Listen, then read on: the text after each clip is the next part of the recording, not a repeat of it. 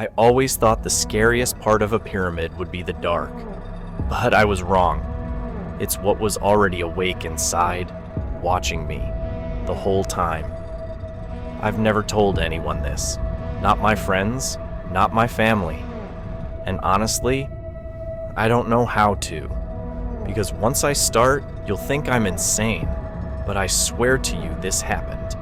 And if you've ever been curious about what lies beneath those ancient stones, I hope to God you never find out.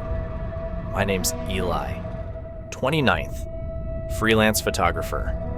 I shoot landscapes, temples, old ruins, the forgotten stuff that nobody sees anymore. For years, I've been dying to get into Egypt. Not the tourist traps, the real stuff. The kind of sites no one talks about online. So when I got an email from a museum curator offering a paid private expedition to an off-record pyramid near Saqqara, I couldn't pack fast enough. The night before I left, my girlfriend Emma said something weird. "Whatever you do, don't take anything out of there. Not even a pebble. Promise me." I laughed it off. I mean, I wasn't there to loot, just take pictures. Looking back now, that was the last night I slept soundly. We reached the site at dawn. There were no guards, no signs, just a sand-covered structure with half its face sunken in.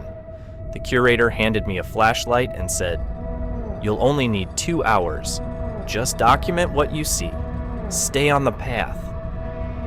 What path? The staircase I walked down felt like it hadn't seen feet in 1,000 years. I was surrounded by walls covered in strange symbols, but not the usual kind. These were carved with fingernails. Something wasn't right. I told myself it was nerves. The air was dry, hot. It was hard to breathe. I reached the main chamber. That's where I saw it. A sarcophagus, huge, cracked open, surrounded by broken chains. Why would a mummy be chained from the outside?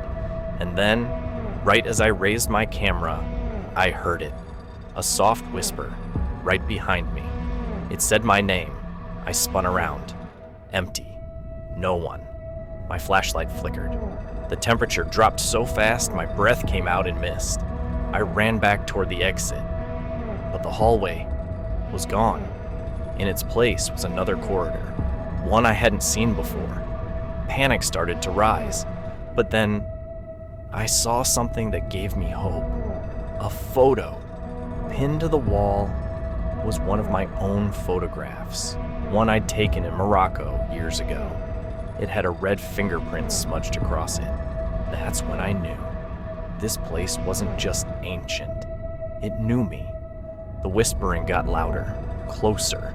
It wasn't speaking English anymore. It was chanting. I followed the corridor and ended up in a smaller chamber, where I saw a figure kneeling by a mirror. I thought it was a statue, until it moved. Its arms were bound, head tilted, wrapped in ancient linen, but its face was too human, eyes open, and it was crying. Just as I stepped back, it screamed, louder than anything I've ever heard, like it tore through the stone itself. The mirror shattered, and in every shard, I saw my own face, but twisted, mouth sewn shut, eyes bleeding. I ran. Every corridor led to another. I started calling for help, screaming, and then I saw a light, a man holding a lantern. He looked real. He said, "Follow me." Quickly. We ran together. I was sobbing. I thought I was safe. He opened a stone door, pushed me inside. The moment I turned to thank him, the door slammed shut. I wasn't in a hallway anymore. I was in a burial room. Dozens of open sarcophagi, empty, except one. One still had a lid, and then it slid open, by itself. And I saw it, a mummy, standing upright, but it wasn't rotting. Its skin was pale, smooth. It smiled. With my smile, I blacked out. When I woke up, I was outside the pyramid, alone. No sign of the curator, no jeep, no camera, nothing, just sand. I stumbled back to the village nearby, collapsed. Locals took me in. I was missing for 3 days. But I swear to you, I was down there for only 3 hours. That should have been the end, but it wasn't. When I got home, things started happening. Mirrors cracking for no reason. Whispers in the hallway, footsteps around my bed. Last week, I woke up with sand in my mouth, and sometimes when I blink, I see it again. That face, my face, smiling back at me, wrapped in linen, waiting. Emma left. I don't blame her. I don't even look in mirrors anymore, because I know one of these nights, it's going to take my place.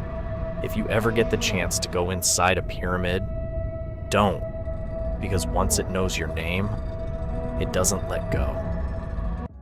Well, that's all for tonight's terrifying tale. If you enjoyed the nightmare, don't forget to like, share, and subscribe to Dark Nightmares for more spine-chilling horror stories that will keep you up all night. And before you go, make sure to check out these 2 horror stories. Trust me, they won't let you sleep tonight. Sleep tight if you can.